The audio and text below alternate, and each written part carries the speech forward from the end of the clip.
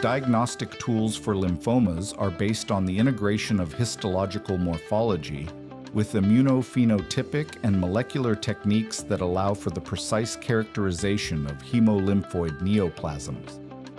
First, knowledge of the normal immunoarchitecture of lymph nodes is essential to identify alterations suggestive of malignancy, such as effacement of the cortical and pericortical structure or abnormal follicular expansion.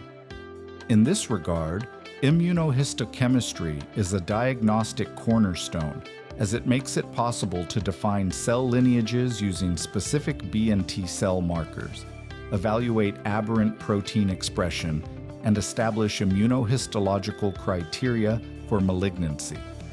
Complementarily, flow cytometry plays a central role in the assessment of hematological proliferations by allowing the simultaneous and multiparametric analysis of antigens in individual cells, which facilitates the detection of abnormal cell populations even in samples with low cellularity.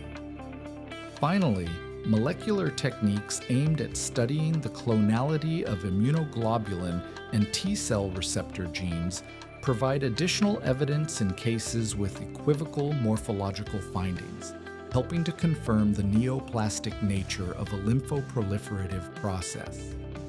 Overall, the diagnostic approach to lymphomas requires an integrated, systematic, and multidisciplinary strategy that combines morphological, immunophenotypic, and genetic criteria to achieve an accurate and clinically relevant classification.